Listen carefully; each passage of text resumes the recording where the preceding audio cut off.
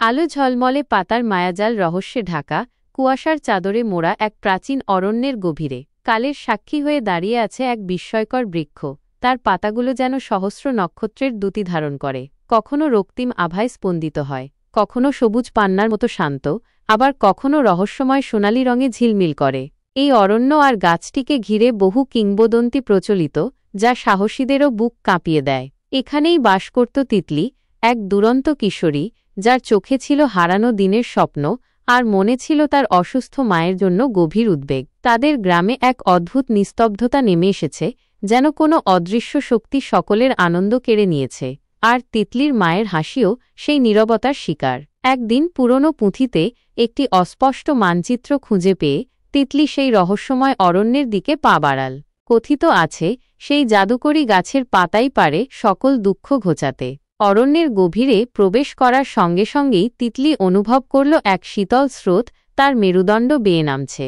চারপাশের গাছপালাগুলো যেন ফিসফিস করে কথা বলছে, আর তাদের ছায়াগুলো লম্বা হয়ে ভূতের মতো তাকে অনুসরণ করছে।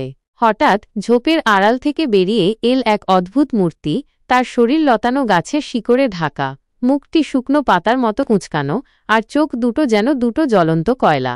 মূর্তিটি কর্কশ স্বরে বলল, তুমি কে, যে সাহস করে এই মায়াবী অরণ্যে প্রবেশ করেছিস? এই গাছের রহস্য উন্মোচন করা সহজ নয়। তিতলি ভয় পেলেও সাহস ধরে বলল, আমি তিতলি, আমার মায়ের জীবন বাঁচাতে এসেছি। শুনেছি এই গাছের পাতায় সকল রোগের মুক্তি আছে। শিকড় মানবটি তিক্ত হাসিতে বলল, মুক্তি নাকি আরও গভীর রহস্যের জাল? এই গাছের পাতা যেমন আলো দেয়, তেমনই অন্ধকারেও টেনে নিয়ে যায়। এর প্রতিটি রঙের একটি বিশেষ অর্থ আছে, একটি লুকানো মন্ত্র আছে। কিন্তু সেই মন্ত্র জানতে হলে তোমাকে অতিক্রম করতে হবে কঠিন পরীক্ষা। সে একটি উজ্জ্বল নীল রঙের পাতা তিতলির হাতে দিয়ে বলল, এই পাতাটি তোমাকে পথ দেখাবে, কিন্তু সাবধান, এই পথে ভুল হলেই তুমি হারিয়ে যাবে মায়াজালের গোলকধাঁধায়। নীল পাতাটি হাতে নেওয়ার সঙ্গে সঙ্গে তিতলির চারপাশের দৃশ্য পরিবর্তন হতে শুরু করল। অরণ্যটি ক্রমশ একটি জটিল গোলকধাঁধার রূপ নিল, যেখানে প্রতিটি পথ বাঁক তাকে নতুন নতুন বিভ্রান্তির দিকে ঠেলে দিচ্ছে। সে পাতার আলো অনুসরণ করার চেষ্টা করল, কিন্তু মনে হচ্ছিল পাতাটি যেন ইচ্ছাকৃতভাবে তাকে ভুল পথে চালিত করছে। ঠিক তখনই মাথার উপর গাছের ডালে সে দেখতে পেল এক ঝাঁক রহস্যময় পাখি, যাদের পালকগুলো সেই জাদুকরী পাতার মতোই বিভিন্ন রঙে ঝলমল করছে।